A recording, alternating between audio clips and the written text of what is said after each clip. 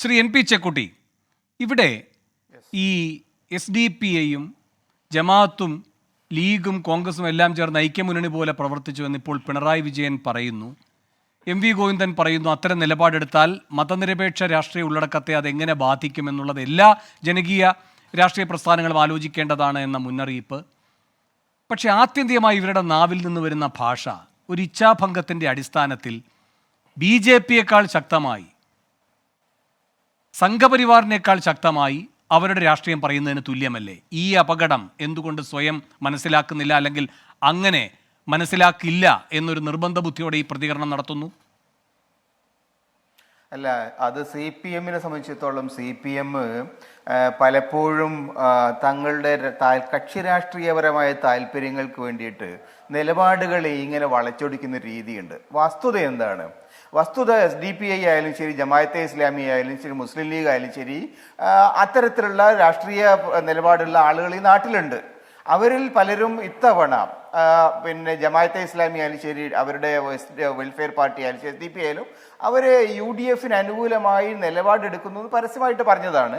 അപ്പോൾ SDP-യുടെ വോട്ട് ഞങ്ങൾക്ക് വേണ്ട എന്ന് UDF-ന്റെ ലീഡേഴ്സ് പറഞ്ഞു. പക്ഷേ വോട്ട് ചെയ്യാനുള്ള അവകാശം SDP-ക്കാരുണ്ട്, അവരവർക്ക് വോട്ട് ചെയ്തിട്ടുണ്ടാവും. ഇതിനു മുമ്പുള്ള സ്ഥിതി എന്താണ്? ജമാഅത്തെ ഇസ്ലാമിയും ജമാഅത്തെ ഇസ്ലാമിയുടെ പ്രസ്ഥാനങ്ങളും 2016 വരെ നിരന്തരമായി തുടർച്ചയായിട്ട് CPM-ന് വോട്ട് ചെയ്തുകൊണ്ടിരുന്നതാണ്. അന്നൊന്നും ജമാഅത്തിനെ പറ്റി ഒരു പരാതി ആർക്കും ഉണ്ടായിരുന്നില്ലല്ലോ. ഇപ്പൊ ജമാഅത്തെ ഇസ്ലാമി മറ്റ് രാഷ്ട്രീയമായി നിലപാട് അവർ മാറ്റി, അവർ കൂടുതൽ UDF-ന് അനുകൂലമായ നിലപാടിലേക്ക് നീങ്ങി. അതിന് കാരണം ഞാൻ നേരത്തെ പറഞ്ഞ ദേശീയ രാഷ്ട്രീയ സാഹചര്യങ്ങളാണ്. 2014 നരേന്ദ്രമോദി ഡൽഹിയിൽ അധികാരത്തിൽ വന്നതോടുകൂടി മോദിയെ തോൽപ്പിക്കാൻ വേണ്ടിയിട്ട് ദേശീയ തലത്തിലുള്ള ഒരു പ്രധാനപ്പെട്ട കക്ഷി എന്ന നിലയിൽ കോൺഗ്രസിനെയാണ് അവർ കാണുന്നത്. പ്രത്യേകിച്ച് രാഹുൽ ഗാന്ധിയെ ആണ് അവർ കാണുന്നത്. അപ്പൊ അതുകൊണ്ട് അവർ കോൺഗ്രസിന് അനുകൂലമായ നിലപാടെടുത്തു. 2021 തെരഞ്ഞെടുപ്പിൽ പോലും SDP-യുടെ വോട്ടുകളിൽ ഒരു വലിയ പങ്ക് അവർ പരസ്യമായിട്ട് കൊടുത്തിട്ടില്ലെങ്കിലും CPM-നാണ് കിട്ടിയിട്ടുള്ളത്. ഇപ്പോൾ കഴിഞ്ഞ കുറേ കാലങ്ങളായിട്ട് SDP-യെ കുറിച്ച് ഒരു വിമർശനവും CPM ഭാഗത്തുണ്ടായിരുന്നില്ല. ഏറ്റവും ചുരുങ്ങി 10 വർഷമായിട്ട് ഒരു മിണ്ടാട്ടം ഉണ്ടായിരുന്നില്ല. ഇപ്പോൾ ആദ്യമായിട്ടാണ് SDP-യെ കുറിച്ചുള്ള വിമർശനങ്ങൾ ഇപ്പോൾ അവർ ആരംഭിച്ചിരിക്കുന്നത്. ഇതിന്റെ വസ്തുത എന്താണ്? ഈ വസ്തുതയെ CPM-ന് കിട്ടേണ്ട വോട്ട്, കിട്ടുമെന്ന് പ്രതീക്ഷിച്ച വോട്ട് മറുഭാഗത്തേക്ക് പോയി. ആ നിലയിലുള്ള കക്ഷി രാഷ്ട്രീയത്തിന്റെ മാത്രം അടിസ്ഥാനത്തിൽ സാമുദായിക ബന്ധങ്ങളെ ഇങ്ങനെ അനാവശ്യമായി വർഗീയവൽക്കരിക്കുന്നത് ശരിയല്ല. അത് CPM ഒരു ഗുണവും ചെയ്യാൻ പോകില്ല, കേരളീയ സമൂഹത്തിനും കൊണ്ട് ചെയ്യില്ല. മാത്രമല്ല, യഥാർത്ഥത്തിൽ അവർ പോയിരിക്കുന്ന വോട്ടുകൾ, അവരുടെ അണികളിൽ നിന്ന് പോയിരിക്കുന്ന വോട്ടുകൾ, അതാണ് അവർ ആലോചിക്കേണ്ടത്. മുസ്ലിം ലീഗിലെയോ മുസ്ലിങ്ങളുടെ വോട്ടുകൾ കിട്ടാത്തതിന് കുറ്റം പറഞ്ഞിട്ട് കാര്യമില്ല. അവരുടെ തലമുറയെ അവരുടെ കൂടെ നിന്ന സാമൂഹിക വിഭാഗങ്ങൾ, അത് അദ്ദേഹം പറഞ്ഞിട്ടുണ്ട്, ഗോവിന്ദൻ പറഞ്ഞിട്ടുണ്ട്. ശരി, പക്ഷേ ശ്രീ എൻ പി ചെക്കുട്ടി, അതെ ശരി, ഭൂരിപക്ഷ വിഭാഗങ്ങൾ, ന്യൂനപക്ഷ വിഭാഗങ്ങൾ, പിന്നാക്ക വിഭാഗങ്ങൾ, ഇവിടങ്ങളിൽ നിന്നെല്ലാം ഇടതുപക്ഷത്തിന് കിട്ടേണ്ടിയിരുന്ന വോട്ട് മാറിപ്പോയിട്ടുണ്ട് എന്ന് MV ഗോവിന്ദൻ പറയുന്നുണ്ട്. അപ്പോൾ ഞാൻ ചോദിക്കുന്ന, വെള്ളാപ്പള്ളി ഇങ്ങനെ വിഷം തുപ്പുകയാണ്.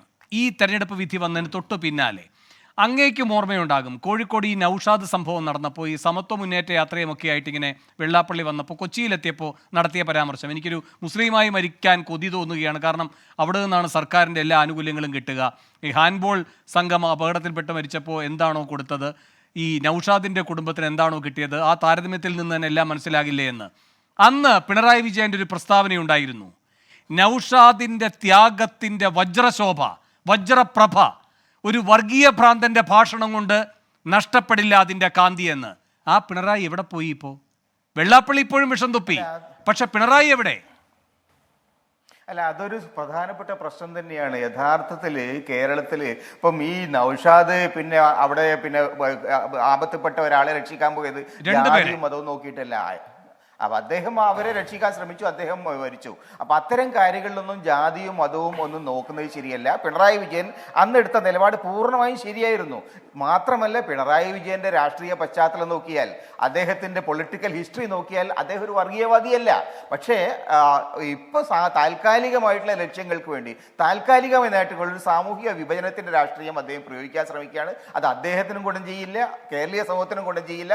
അത് പ്രത്യേകിച്ചും ഏറ്റവും കൂടുതൽ മനസ്സിലാക്കേണ്ട ആള് പിണറായി തന്നെയാണ്. നിർഭാഗ്യവശാൽ വളരെ എളുപ്പത്തിലുള്ള രാഷ്ട്രീയ പരിഹാരങ്ങൾ, തങ്ങൾ ഇന്ന് ചെന്നുപെട്ട പ്രതിസന്ധിയിൽ നിന്ന് രക്ഷപ്പെടാൻ എളുപ്പത്തിലുള്ള പരിഹാരങ്ങളാണ് അദ്ദേഹം അന്വേഷിക്കുന്നത്. അത് കൂടുതൽ ആഴത്തിലുള്ള പ്രതിസന്ധികളിലേക്ക് അദ്ദേഹത്തെ നയിക്കും എന്നാണ് എനിക്ക് തോന്നുന്നത്.